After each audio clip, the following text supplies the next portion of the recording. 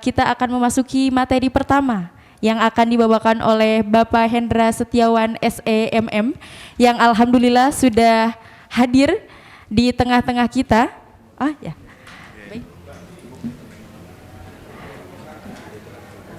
Oh ya. Baik. Mari. Aduh, sebentar.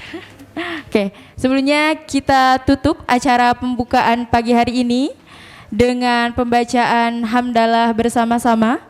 Alhamdulillahirabbil alamin. Baik, terima kasih banyak Bapak Haji Didin. Ya, makasih banyak. Baik.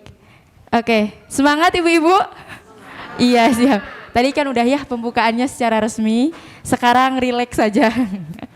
Oke, alhamdulillah. Ini semuanya dari Coblong ya? Mantap, oke. Sebelum nanti saya panggil pemateri pertama dengan tema pengelolaan keuangan dan bisnis yang akan disampaikan oleh Bapak Hendra Setiawan SEMM, untuk menambah semangat kita di pagi hari ini, walaupun cuaca agak sedikit mendung, saya memiliki jargon untuk pelatihan hari ini. Ketika saya bilang pemberdayaan ekonomi umat, teman-teman menjawab ekonomi berdaya umat sejahtera. Siap? Ekonomi berdaya umat sejahtera. Siap? Oke. Baik. Sebelumnya kami ucapkan selamat datang kepada Bapak Haji Hendra Setiawan SEMM. Oke, siap? Sebelum saya panggil pemateri yang luar biasa. Pemberdayaan ekonomi umat.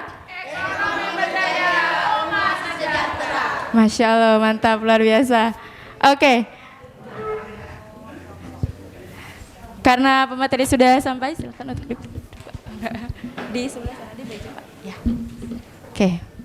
Baik, untuk pagi ini kita akan awali dengan materi pertama. Insya Allah teman-teman sudah mendapatkan modulnya. Namun sebelum saya serahkan, izinkan saya membacakan CV pemateri pertama.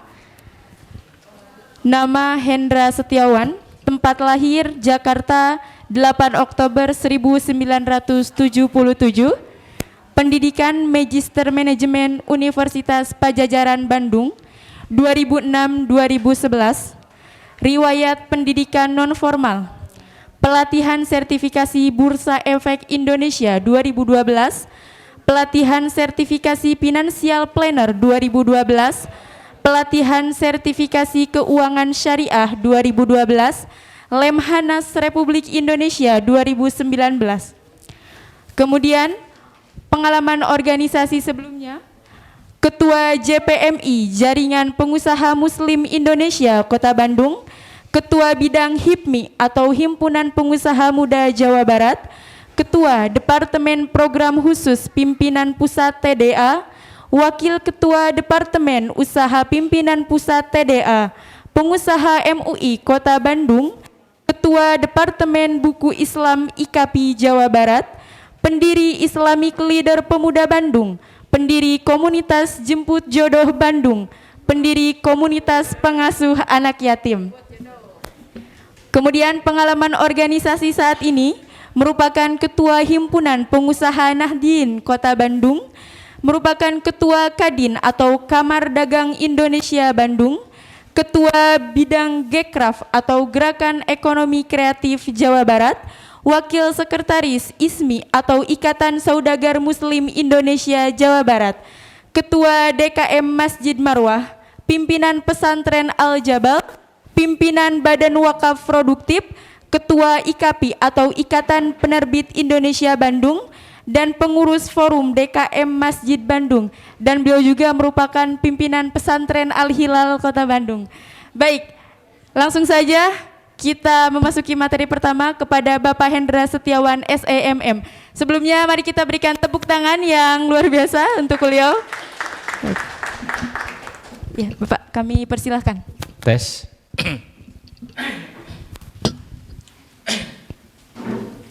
Bismillahirrahmanirrahim. Assalamualaikum warahmatullahi wabarakatuh. Alhamdulillahirabbil alamin, segala puji milik Allah, penguasa alam semesta. Salam dan selawat mari kita limpahkan kepada suri tauladan kita, junjungan kita, Nabi besar Muhammad sallallahu alaihi wasallam. Alhamdulillah pada pagi hari ini kita bisa bersilaturahmi, bisa bertemu dengan ibu-ibu dan bapak-bapak sekalian. Ini suatu anugerah yang tak terhingga ya, kita bisa bertemu dan beraktivitas pada pagi hari ini. Ini ada hal yang perlu saya luruskan sebentar. Saya bukannya pimpinan Al-Hilal lagi. Pimpinan Al-Hilal itu Pak Iwan. Jadi saya sekarang bukan pimpinan pesantren Al-Hilal lagi.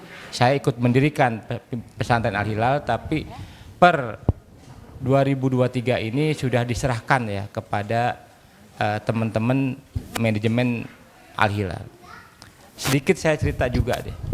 Al-Hilal ini berdiri tahun 2002. 21 tahun yang lalu. Nah, di fase perkembangannya itu kita ada dua jalur, ada dua pilihan. Saya ini adalah pengurus himpunan Nahdien ya, jadi saya sebenarnya orang NU. Tapi kita untuk organisasi, untuk kepesantrenan itu belajar dari Muhammadiyah. Oleh karena itu, pesantren ini bukan milik saya, bukan milik keluarga, tapi milik masyarakat, milik umat.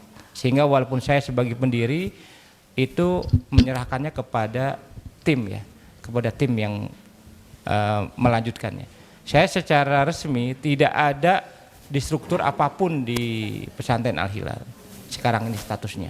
Di legalitas tidak ada, di struktur tidak ada, semuanya diserahkan. Dan ini berat, 21 tahun merintis kemudian diserahkan kepada sekumpulan orang yang memang sudah dipercaya. Beda dengan perusahaan. Per hari ini saya punya 8 PT. Kalau 8 PT saya kekep Bu. Karena milik sendiri, milik pribadi, itu tidak ada pemegang saham lain kecuali orang-orang yang memang saya percaya bisa mendapatkan kepercayaan itu. Dan sahamnya saya mayoritas. Ada beberapa mitra saya sahamnya hanya 0,5%. Saya 99,5%.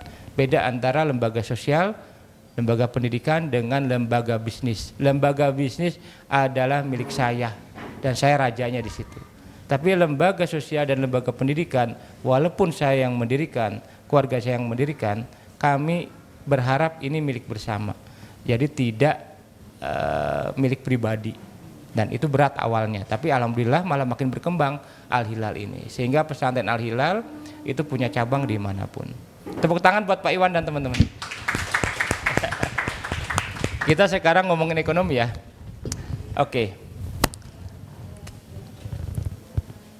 Kita kadangkala berpikir terlalu besar Bu, Bapak-bapak sekalian. Kita mikirnya terlalu besar, terlalu rumit. Itu mungkin karena latar belakang pendidikan. Mungkin latar belakang pengalaman. Mungkin latar belakang sejarah dan latar belakang keluarga juga. Jadi kita mikirnya kadang-kadang kalah rumit. Saya melakukan survei kecil-kecilan pasca Covid ya. Pasca Covid, masih ingat nggak Covid nih? Covid itu Bu, bagaikan mobil kecepatan 200 km per jam tiba-tiba direm. Apa yang terjadi? Mobilnya ke banting-banting. Itu yang kami alamin secara bisnis itu. Tiba-tiba yang tahun 2019 Desember kita yel-yel, bikin yel-yel di para karyawan itu. Target 2020. Wah, gini teriak-teriak ini. Tiba-tiba di bulan Maret semuanya begitu. Perusahaan-perusahaan besar semuanya sama, babak belur juga. Alhamdulillah kita bisa selamat. Selamat pribadi, selamat keluarga, selamat rezeki, selamat perusahaan. Itu anugerah besar juga gitu. Nah, setelah Covid, kurang lebih 2021, setahunlah setelah Covid, saya melakukan survei kecil-kecilan di sekitar UIN. Saya mau cerita di sini betapa kadangkala kita itu jangan rumit-rumit juga untuk berpikirnya gitu. Jangan gimana ya? Jangan ketakutan yang berlebihan. Ini orang-orang yang saya sampaikan di sini itu saya wawancari langsung, saya temui langsung, pola pikirnya itu sangat sederhana, tapi mungkin bisa lebih untung daripada orang-orang yang berpikir besar. Kalau ibu misalnya skalanya masih kecil, pola pikirnya skala kecil. Kalau mau korporat, sekalian korporat. Kayak saya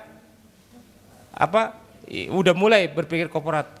Korporat itu salah satu caranya, salah satu parameternya itu ada bisa bila mau perusahaannya tuh masuk ke bursa efek. Dan itu sangat besar, sulit.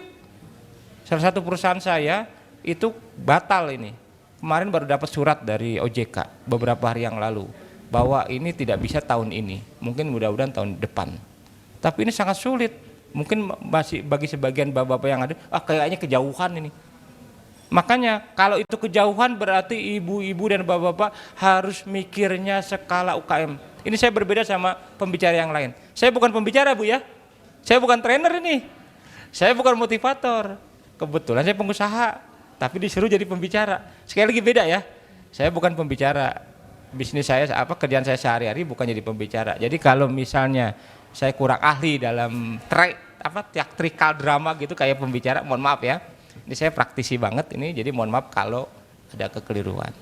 Nah, ibu kalau udah itu kejauhan pengen, maka oleh karena itu pola pikir UKM. Ini saya berbeda sama yang lain. Kalau UKM sadar diri aja, nggak usah gede-gede. Terserah, ini boleh berbeda pendapat. Tapi ini saya udah praktisi bertahun-tahun. Saya pernah jualan koran di kaki lima, pernah jualan gorengan, pernah nggak? Jualan di bis-bis. Ada di sini yang pernah nggak? Jual koran saya di lampu merah. Terus di bis-bis. Kalau zaman dulu ya. Assalamualaikum, saya naik masuk bis. Assalamualaikum warahmatullahi wabarakatuh. Bapak Ibu sekalian penumpang bis yang sangat-sangat terhormat. Ini kami perkenalkan suatu produk baru. Bila Ibu berkenan, Bapak berkenan, silakan diambil dan dibayar. Bila tidak berkenan, kami akan ambil kembali. Pernah dengar nggak seperti itu? Mungkin salah satunya saya itu. Saya naruh gitu di pulpen atau barang-barang harga 10 ribuan begitu. Nah, pernah juga kita jualan penguras tinja, septic tank, keliling-keliling. Lumayan untungnya bisa buat S2. Jadi sambil kuliah. Itu cerita masa lalu, nanti bisa panjang ceritanya. Kita sekarang ke sini ya. Enggak, zaman dulu itu kita karena masih muda ya, nggak tahu kalau itu sulit. Jadi waktu itu saya pikir nggak tahu kalau itu sulit atau tidak, itu nggak tahu. Baru sadar sekarang, ternyata yang disebut sulit itu seperti itu. Dulu tuh kita karena nggak tahu kalau itu ada ternyata sesuatu yang sulit gitu. Oke, mayoritas di antara kita ini tidak punya dana besar. Mayoritas di sini itu bukan anak pejabat. Mayoritas di sini nggak tahu kalau ternyata di sini ada anak konglomerat. Mohon maaf, di sini ada anak konglomerat? Tidak ada ya? Atau jangan-jangan di sini ada anak menteri? Saya perlu hati-hati nih. Mayoritas di antara kita itu orang biasa. Orang tua kita orang biasa. Kita juga tidak punya warisan banyak. Kita dari keluarga-keluarga biasa. Itu mayoritas kita. Setuju? Nah, modal uang sedikit, kenalan juga sedikit. Nah, saya melakukan riset kecil-kecilan. Next. Pedagang tahu pedas. Ini karena rumah saya di Cibiru, rumah saya itu di belakang Win Cibiru. Itu kita survei kecil-kecilan. Pedagang tahu pedas, penjual tahu pedas dan cireng dekat Bundaran Cibiru Bandung. Saya nggak ajak ngobrol ya. Ibu, mereka mohon maaf, pedagang-pedagang itu sangat menyenangkan. Saya senang sekali ngobrol dengan para pedagang itu. Kenapa? Karena mereka jarang disapa. Kebanyakan begitu aja, beli, jual, beli gitu. Saya ajak ngobrol sambil beli tentu saja. Itu ternyata omset seharinya 600.000. Buka dari jam 12 siang sampai jam 8. Hanya jual tahu dan cireng pedas, hanya 2 macam saja. Tidak jual, lebih mudah kan?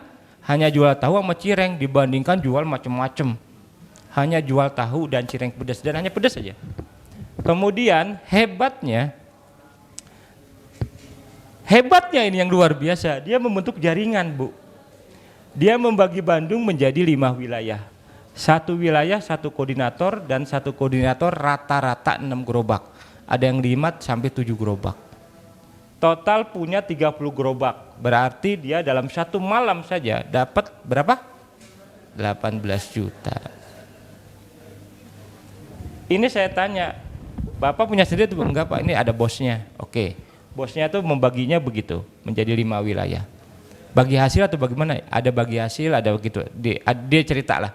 Ada semacam bagi hasilnya juga Pak, tapi kita dapat minimal, dikasih batas minimal, yaitu kalaupun di bawah yang ditentukan dia tetap dapat 100.000 sehari. Tapi kalau lebih dia dapat lebih dari 100.000.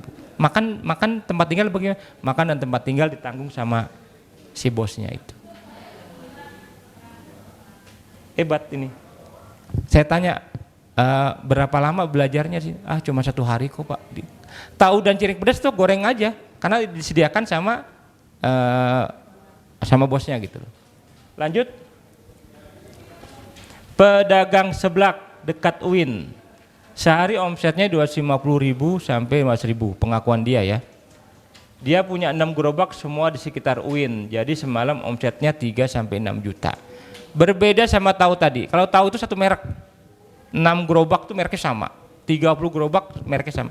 Kalau ini beda-beda. Seblak A, seblak B, seblak B. Jadi seolah-olah orang ini karena saya ngelihat sendiri ada mahasiswa datang ke situ ngobrol sama temennya, bilang, saya bosan di seblak sana, maunya di sini aja. Di sana kayaknya rada kurang enak. Padahal itu sama pemiliknya, bumbunya sama, semuanya sama. Tapi ini psikologis saja. Akhirnya dia strateginya adalah beda merek. Jadi 6-6-nya tuh beda merek. Dan semuanya tuh hanya di pinggir jalan Bu. Yang penting ada space kecil. Saya tanya, bayar nggak Pak? Bayar Pak.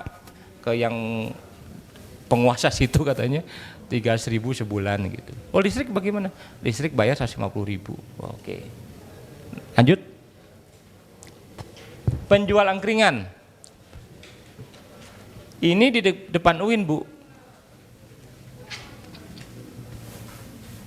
Saya tanya, Pak, manggilnya, Pak ini gerobaknya punya Bapak?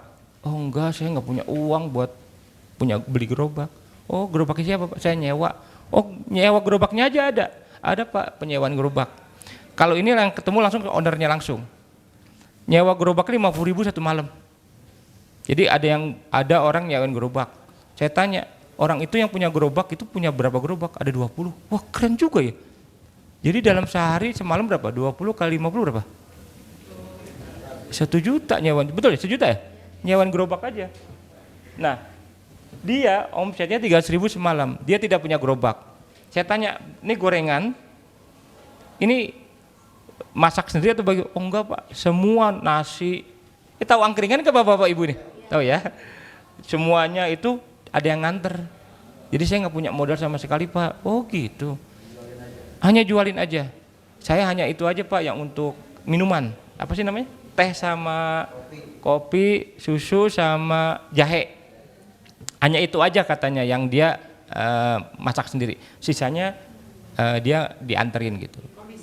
Komisi betul. Dia itu dicerita, saya nggak punya uang Pak, nggak punya gerobak, nggak punya apapun, tapi cuma modal nekat aja karena kebutuhan di rumah gitu. Alhamdulillah itu. Terus Pak ini nggak diusir sama satpam UIN? Oh satpam UIN saya kasih rokok lah gitu katanya gitu. Dia nggak nyewa, cuma satpam UIN-nya itu dikasih rokok terus bisa ngopi lah gitulah. Saya bilang ya nggak apa-apa, sama-sama menguntungkan. Nah tukang bakso dekat UIN omsetnya juga 500.000. Dan penjualnya semua yang saya ceritakan tadi tidak ada satupun yang kuliah. Tidak ada satupun yang kuliah. Bos-bosnya yang tadi bos seblak, bos tahu cireng itu hanya lulus SD, mohon maaf.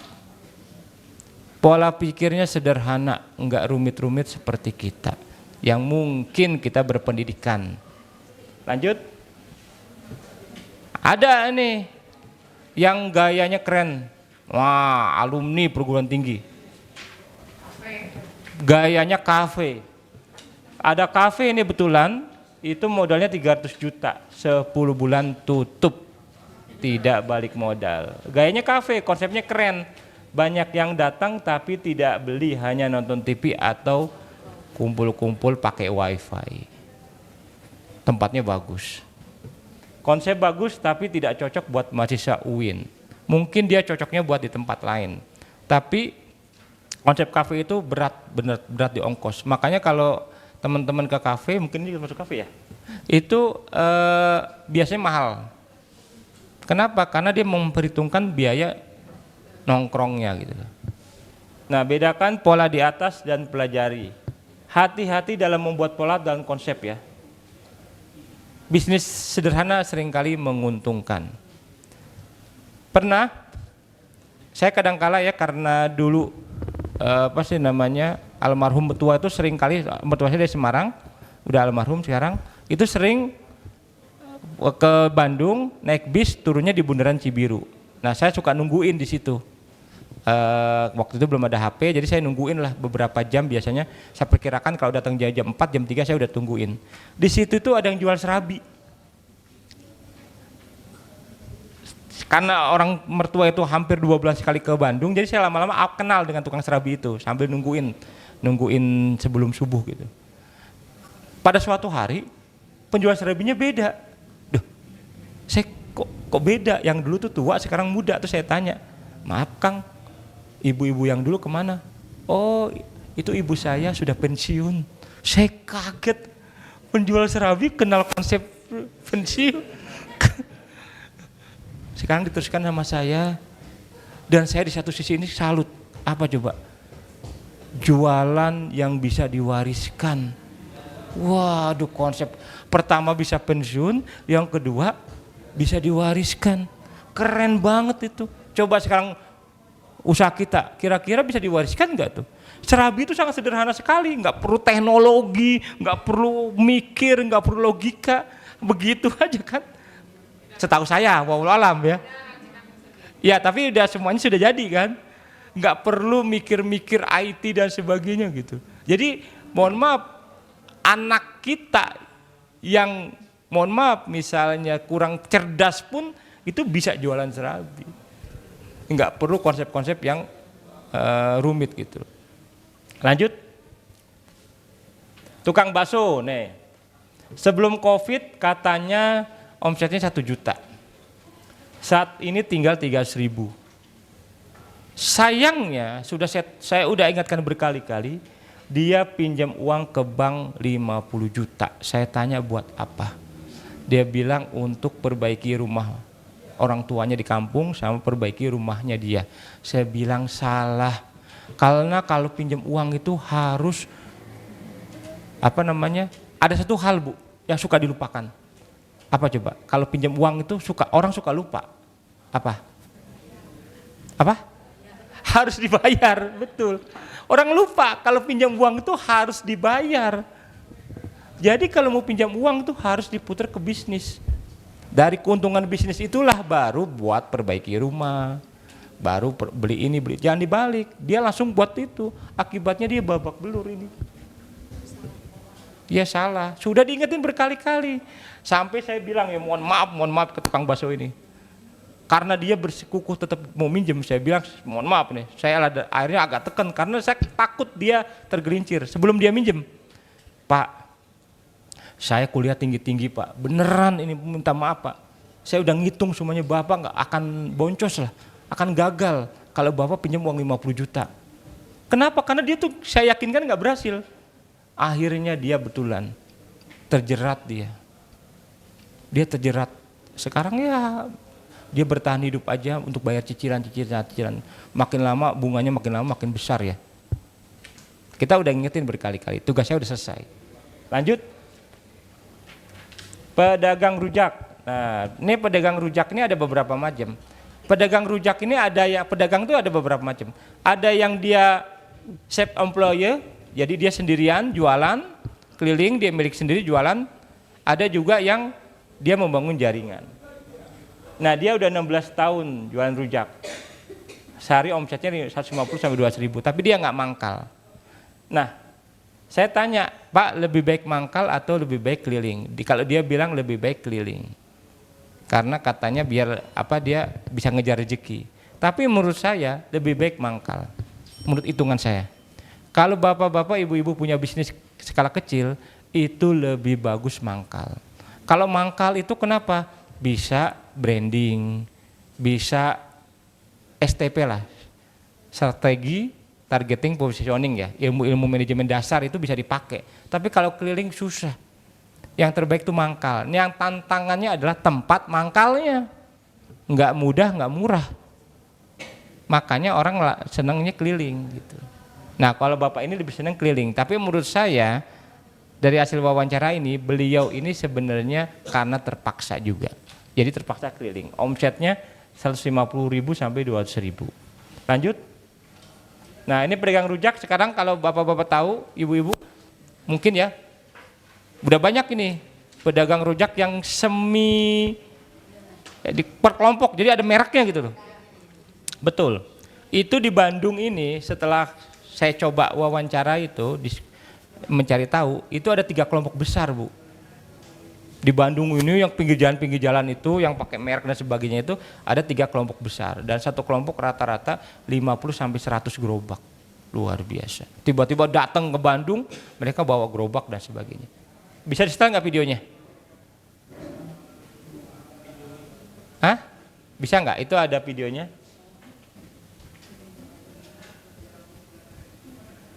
Nggak bisa? PDF ya?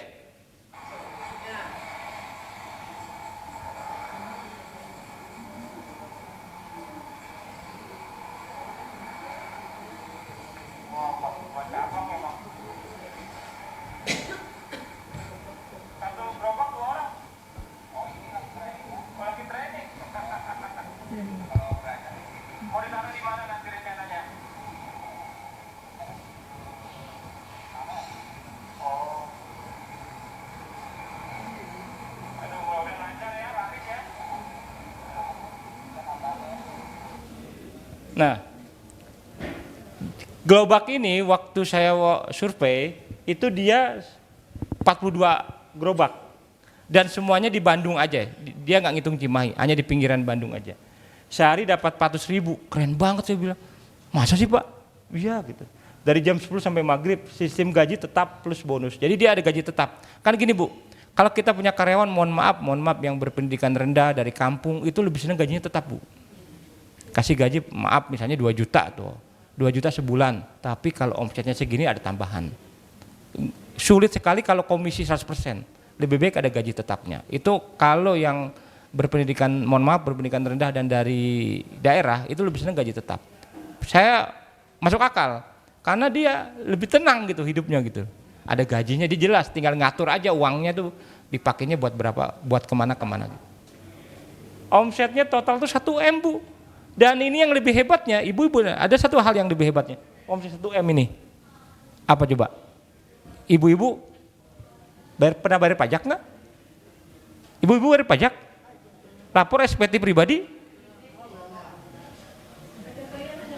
SPT pribadi, ibu paham nggak? Hah? Laporan SPT pribadi tiap tahun? Ibu, tanda-tanda dia perusahaannya mau maju itu kalau kena masalah pajak. Jadi kalau ibu, bapak belum kena masalah pajak, berarti mohon maaf masih kelas bawah. Saya ngomong apa adanya. Jadi harus sadar diri gitu loh. Nggak bisa sombong saya ini pengusaha sukses. Nah ibu belum, apalagi belum bayar pajak. SPT pribadi, laporan pajak tiap tahun, semua aset harus dihitung, omset harus dihitung. Ini 1 M ini dahsyat banget Bu. Dia nggak perlu bayar pajak Bu, ini 1 M. Ini besar Bu. Hebatnya nggak perlu, ini kalau yang gaya-gaya keren-kerenan gitu, 1 M ini tahu nggak pajaknya? PPH dan ini pajaknya kurang lebih sekitar 120 juta. Tanpa PPN 11%. Plus minus itu 150 juta ini sebulan. Iya betul sebulan. 15% plus minus ya. Nah makanya ini saya suka menasihatin. Nggak perlu gaya-gaya, udah pola pikir UKM. Karena saya yakin, prediksi saya ya, ini semuanya nih nggak pernah lapor SPT pribadi.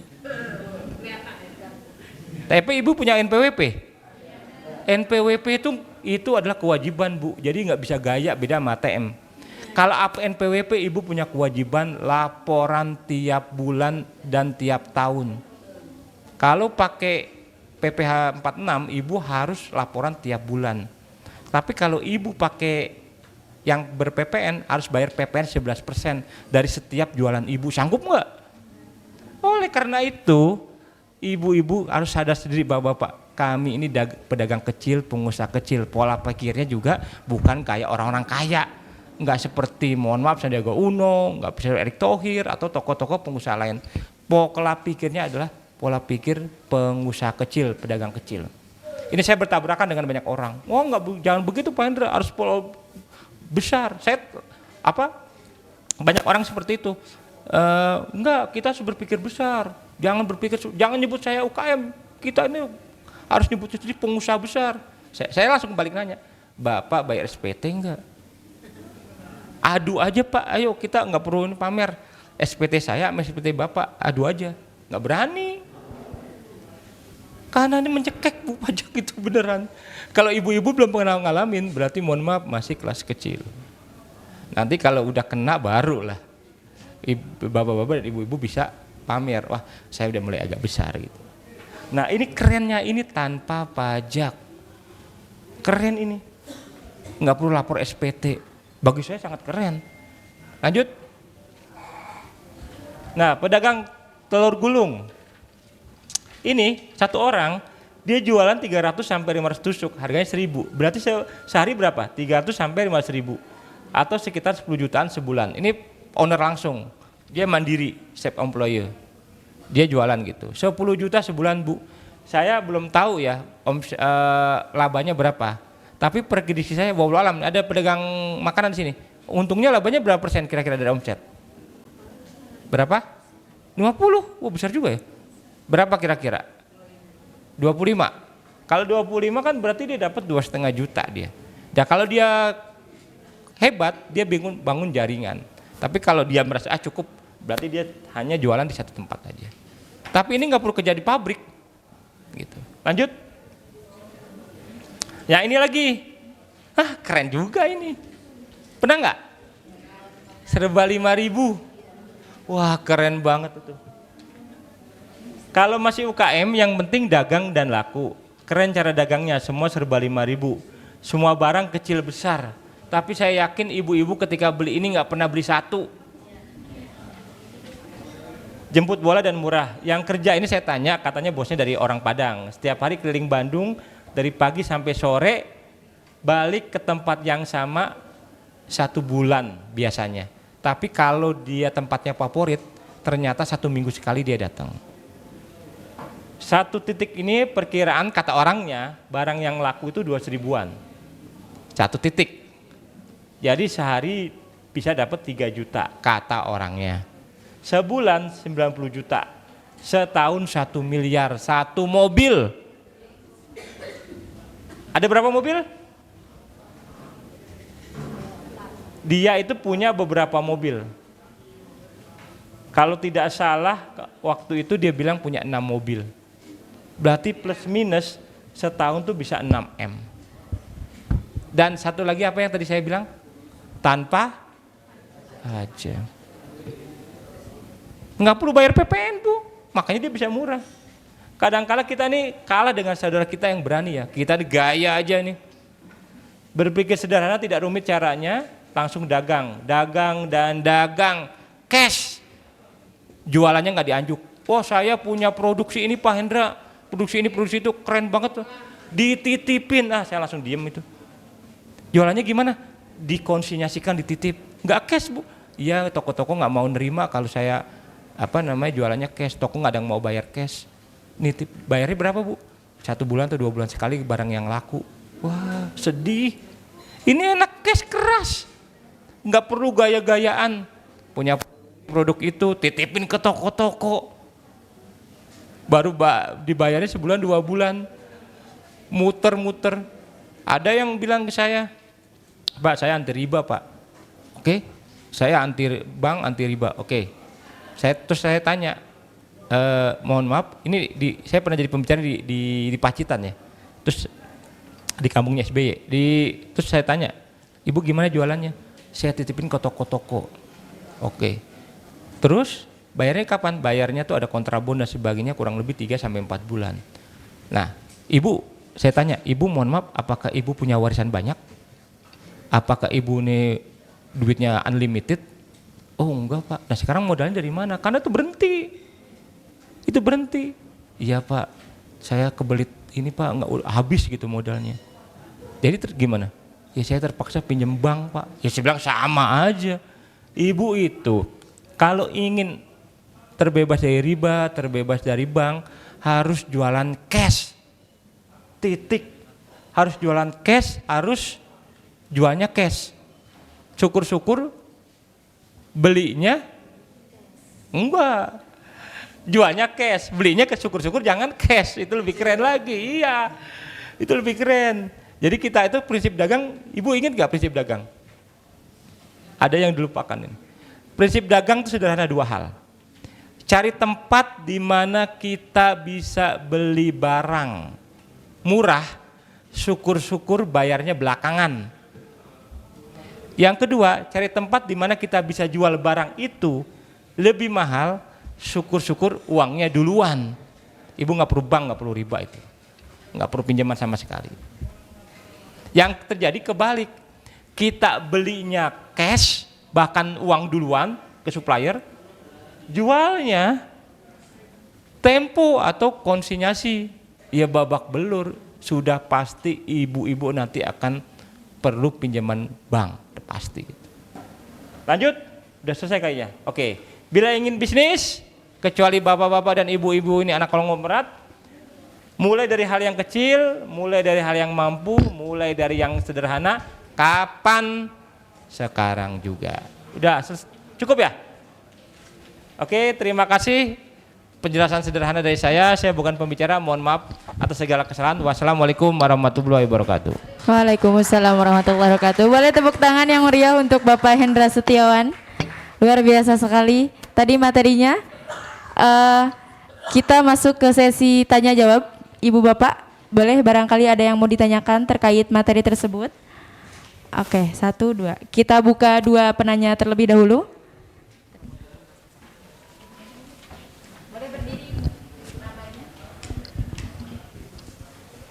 Assalamualaikum warahmatullahi wabarakatuh. Perkenalkan, saya Bu Susi, punya produk keripik pisang Bu Susi. Yang menjadi pertanyaan saya, dari tadi itu kan banyak yang penghasilannya bahkan sampai 1 M sebulan.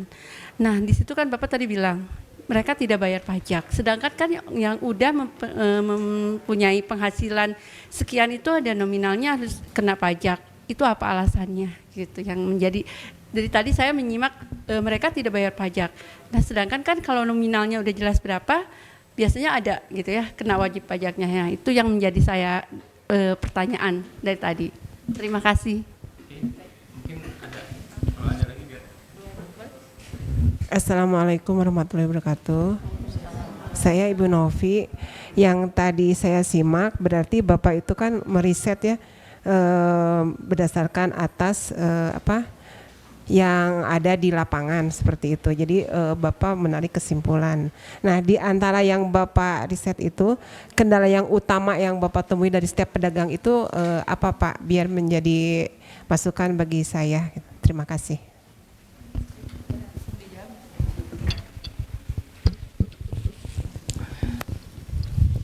Kita itu ini sesama, ini bukan nggak ada orang pajak kan sini? Ntar saya harus hati-hati. Ada nggak? Nggak ada ya? Oke. Ibu lebih senang bayar pajak atau nggak bayar pajak? Enggak. Kita kalau bisa menghindari pajak atau karena kecil kebetulan dosanya kecil gitu, bukannya nggak mau bayar pajak. oh enggak Bu, ibu kecil pun harus lapor SPT selama punya NPWP. Lapor nggak? Denda itu. Kalau kita mau ngikutin aturan itu berat banget Bu.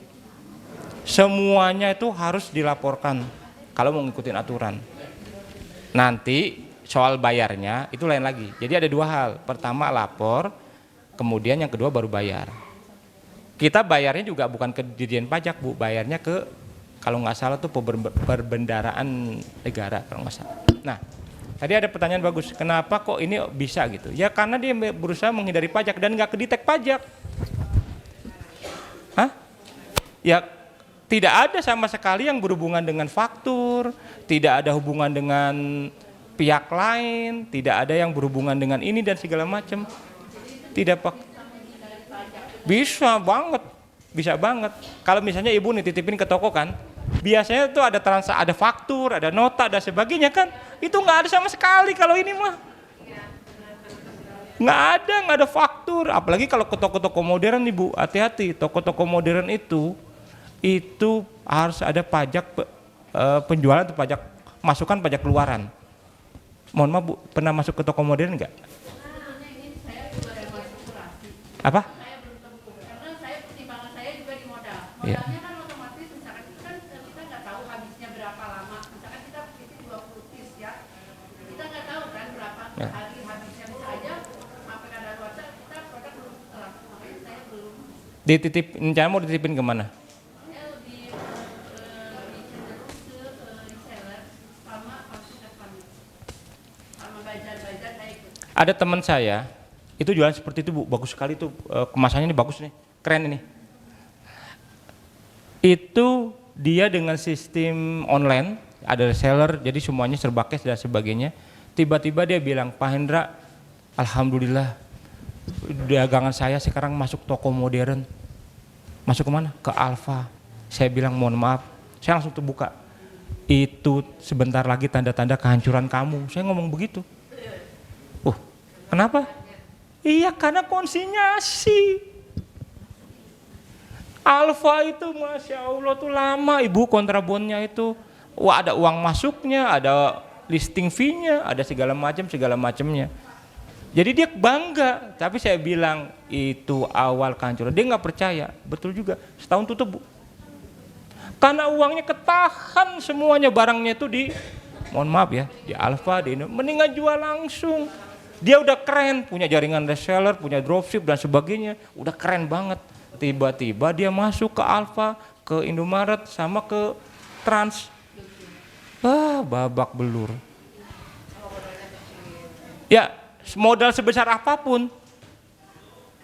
Makanya saya tanya, apakah uangnya unlimited atau enggak gitu loh. Kalau modalnya besar tetap akan ada habisnya. Terus pertahankan tadi sistem tadi, dropship reseller perbanyak. Biasanya karena ketakutan tadi, ingin besar itu malah menghancurkan kita. Kita kadang-kala perlu bersyukur aja dengan sesuai kemampuan. Makanya saya tadi bilang, Ibu mau sistem korporat atau mau sistem UKM. Kalau sistem korporat logikanya pakai korporat. Pakai bank, pakai skema financial engineering. Ibu harus belajar tingkat tinggi tuh. Financial engineering paham nggak? Iya, kalau udah nggak paham, udah jualnya harus cash, titik. Kecuali Ibu mau bangkrut. Saya ngomong ini karena sesama pengusaha, saya pernah kecil Bu, beneran. Saya pernah jual gorengan Bu, pernah makan waktu kuliah sehari sekali, beneran. Pernah makan nyari, karena nggak ada uang waktu kuliah, itu nyari tahlilan. Jadi pernah susah kita. Tapi kalau misalnya, mohon maaf, saya agak ngeritik nyebut nama ya, Sandiaga Uno, mohon maaf Erick Thohir, dia nggak pernah susah Bu seperti kita. Dia itu anak orang kaya dari dulu. Jadi mungkin agak sedikit beda ngomongannya gitu. Nah kalau saran saya, tadi Ibu jangan jualan ke toko modern, jangan ditipin. Kalau kecuali toko modernnya mau beli cash, nggak mungkin ada. Kemudian kenapa tadi bisa itu, yang utama tadi pertanyaannya, bisa menilai pajak karena tanpa notas dan faktur. Ibu kayak tadi misalnya jualan, kalau tanpa faktur buat ngapain lapor? Kalau mohon maaf, ini nggak ada pajak kan? Kalau misalnya Ibu belum pernah lapor sama sekali, nggak usah lapor. Walaupun punya NPWP, NPWP itu Bu, Ibu seumur hidup Bu nggak bisa dilepas. NPWP itu hanya kematian yang membuat kita lepas dari NPWP itu. Mendingan nggak punya. Kalau yang Ibu punya NPWP kejerat seumur hidup. wajib lapor tiap tahun dan ada dendanya. Jadi nggak bisa gaya saya punya NPWP. Terus nggak bisa datang, Pak saya ingin cabut NPWP, nggak bisa. Oh melekat Bu seumur hidup. Terikat. Nah kalau punya NPWP udah lapor sebisanya. Tapi hal-hal yang perlu dilaporin.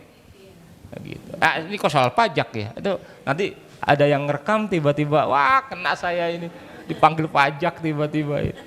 Begitu. Yang kedua tadi apa Bu? Nah. Oh kendala di lapangan ya?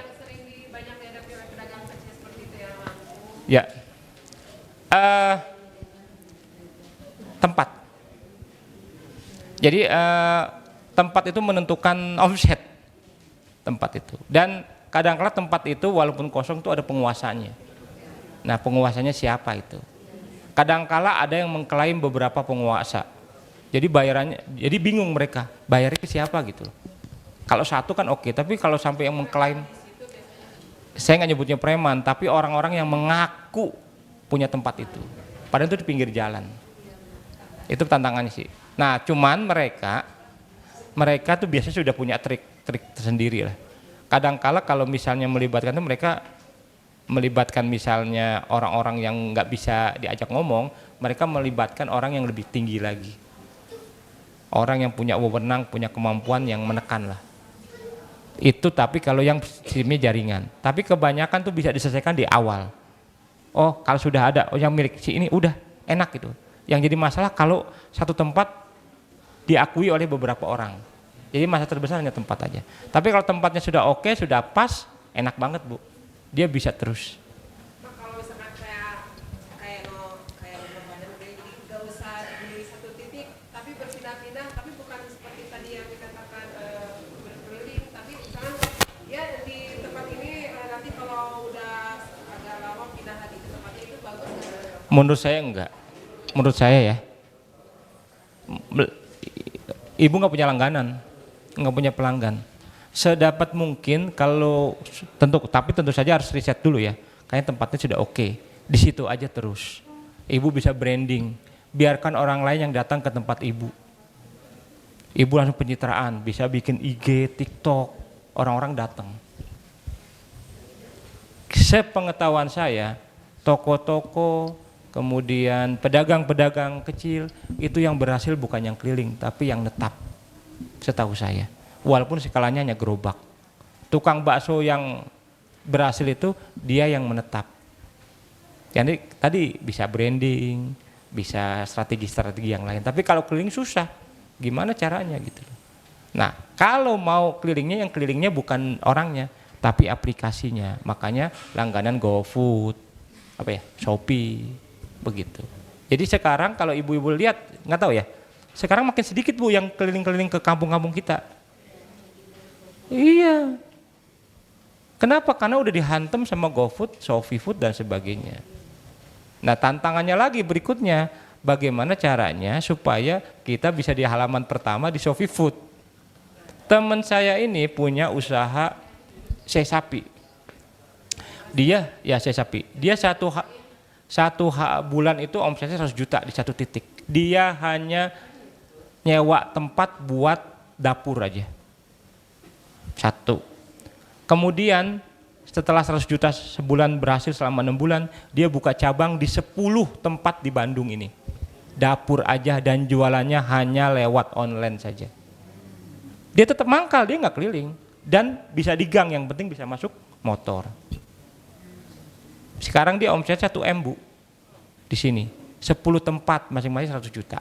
Buka cabang lagi di Jakarta. Di Jakarta dia dapur. Nah itu cerita hal yang lain Ibu ya. Nanti merembet lah. Tapi intinya harus menetap. Kalau keliling agak susah secara branding. Mungkin itu saja. Kalau emang ada satu pertanyaan lagi. Boleh, satu pertanyaan. Sebentar sebelum Ibu, ada yang dari pihak laki-laki? Oh ada. Ibu gak apa-apa, laki-laki dulu ya, tadi soalnya perempuan sudah 2. Oke. Jika ini pendek jawabannya, nanti Ibu boleh bertanya. Ya, pertanyaannya pendek aja. Assalamualaikum warahmatullahi wabarakatuh. Itu menarik sekali Pak, tadi yang berapa? Kelihatannya yang Bapak jelaskan tadi itu usaha yang kecil tapi diambil volumenya Pak ya. Dan itu pertanyaan saya itu sebetulnya dia mengembangkan titik itu, kan itu ada sarana roda dan sebagainya dan juga ada pekerjanya gitu. Si bosnya itu menyediakan semuanya atau dia kolaborasi dengan penjualnya untuk penjual menyediakan itu?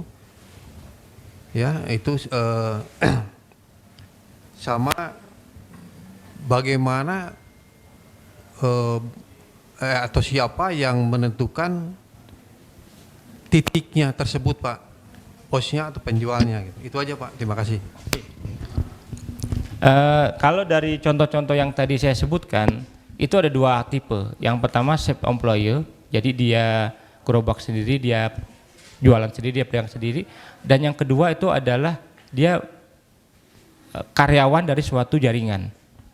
Nah, kalau dia karyawan dari suatu jaringan, bos besarnya itu saya nggak pernah ketemu. Tapi dia cerita tentang bos besarnya. Bos besarnya biasanya itu dulunya pernah dagang barang yang sama. Dagang barang yang sama, kemudian dia sudah pengalaman 5-10 tahun, katanya begitu. Kemudian dia ngajak teman-teman di kampungnya, awal mulanya begitu. Untuk ke kota lah, jualan barang yang sama. Lama-kelamaan mereka punya sistem. Per beberapa orang itu ada satu koordinator. Tugasnya koordinator itu adalah mencarikan tempat, kemudian mencarikan tempat untuk mes. Jadi mencarikan tempat jualan sama mencarikan tempat buat mes. Jadi ada satu orang per 6 gerobak rata-rata. Kalau yang di Tahu Pedas itu sama di sebelah per 6 gerobak atau per satu kawasan. Contohnya di sini nih. Di sini itu ada satu koordinator. Saya tanya, di mana mesnya Pak? Kan ini daerah kota ini, mungkin sulit kali dapat yang murah. Dia bilang tuh nyarinya agak jauh. Saya nggak paham, mungkin maksudnya dagu ke atas atau bagaimana gitu. Nah, jadi koordinator itu gitu, dia mencarikan tempat sama mencarikan mes, membuka jalur. Bahkan yang Tahu Pedas ini dia punya di 11 kota. Salah satunya yang saya ingat tuh di Kediri. Kenapa? Karena waktu itu anak saya kebetulan santri di pesantren Gontor ya di Kediri. Itu saya ketemu dengan, jadi saya ngelihat langsung. Nah, gerobaknya itu dari keuntungan Pak. Awalnya mereka benar-benar nggak pakai bank. Dari keuntungan satu gerobak, kemudian mereka nyicil bikin gerobak kedua. Dari 2 gerobak ini keuntungan bikin gerobak 2 lagi. Dari 4 ini bikin gerobak begitu seterusnya. Jadi mereka mensisihkan keuntungan kemudian bikin gerobak begitu seterusnya. Lama-kelamaan bahkan yang Tahu Pedas ini akhirnya bisa bikin dengan tanda kutip pabrik tahu sendiri. Nah, karena kebutuhan tahunya sudah sangat banyak. Ada satu lagi yang belum saya ceritakan, yaitu tahu bulat. Nanti kapan-kapan saya bisa ceritakan. Saya ngobrol banyak dengan yang tahu bulat itu juga. Mungkin begitu Pak penjelasan dari saya. Terima kasih ya. Mudah-mudahan tidak puas. Saya bukan pembicara, jadi ini bukan tidak ahli ya dalam bicara, tapi ini saya riset kecil-kecilan. Kadangkala kita berpikirnya kebesaran, kadangkala kita berpikirnya kejauhan, kadangkala kita berpikirnya ini itu, omsetnya sedikit, untungnya sedikit, dibandingkan dengan teman-teman kita dan saudara-saudara kita yang berpikirnya sederhana. Tapi kalau bapak-bapak dan ibu saya ingin korporat, oke. Kalau korporat nanti ada pelatihannya lain lagi. Dan beda Bu. Saya udah ikut beberapa pelatihan korporat, itu keren banget Bu. Tapi apa Jong? Bener-bener itu. Iya beneran nggak ada duitnya. Gaya keren aja sih Bu. Keren aja gaya, tapi itu uangnya pinjem bank semua. Semuanya pakai skema financial engineering semua. Kapan-kapan kalau ibu misalnya ini, saya certified Bu, jadi bisa menjelaskan tentang yang korporat itu. Nah ibu-ibu, nasihat saya, siapapun nanti ibu-ibu ikut pelatihan dimanapun, satu hal aja saya, ibu-ibu selama omsetnya belum di atas 4,8 M setahun, sekali lagi nih, sekali lagi mohon maaf kalau berbeda, bapak-bapak dan ibu-ibu, bila omset dagangannya itu belum di atas 4,8 M setahun, ibu-ibu harus sadar diri adalah pengusaha kecil. Oleh karena itu pakai pola pikirnya, pola pikir pengusaha kecil. Sederhana, pagi keluar duit, sore masuk uang. Pagi-pagi beli barang, malamnya atau sorenya dapat uang. Nggak bisa keluar uangnya pagi-pagi, kemudian nanti berapa bulan kemudian baru dapat uang. Kalau bapak-bapak, ibu-ibu di atas 4,8 udah masuk kelas agak sedikit di atas. Kenapa itu? Kenapa kok patokan saya 4,8? Ada yang tahu? Hah? Kenapa 4,8 patokannya? Ketahuan nggak pernah bayar pajak ini. Ada yang tahu nggak? Iya, berarti ibu belum pernah bayar pajak sampai nggak tahu itu. Itu batasan yang disebut usaha kecilnya menurut pajak. Terima kasih atas undangannya nih dari Al-Hilal. Terima kasih. Saya terhormat sekali bisa ketemu dengan bapak-bapak, ibu dan sekalian. Dan saya minta satu hadiah ya dari bapak ibu, yaitu saya minta izin untuk dipotokan sama ini. Tolong fotoin nih. Baik, oke. Terima kasih banyak. Sebelumnya silakan berikan tepuk tangan yang meriah untuk Terima Bapak kasih. Hendra Wassalamualaikum Setiawan. warahmatullahi wabarakatuh. Waalaikumsalam warahmatullahi wabarakatuh. Baik, dipersilakan kepada tim Markom untuk mengambil foto, mengabadikan momen. Silakan teman-teman boleh senyum cantik, senyum ganteng.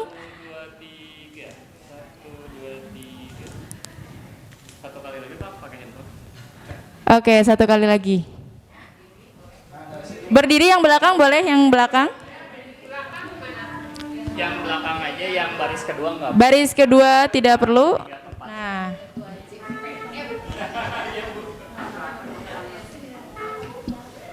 Oke, 1, 2, 3. Oke, cukup. Makasih banyak ya. Baik, kami ucapkan terima kasih banyak kepada Bapak Hendra Setiawan SEMM yang sudah mengisi materi pertama tentang pengelolaan keuangan dan bisnis pada acara program kolaborasi KUA Kecamatan Coblong bersama Pesantren Laji Swab Al-Hilal dalam acara pemberdayaan ekonomi umat.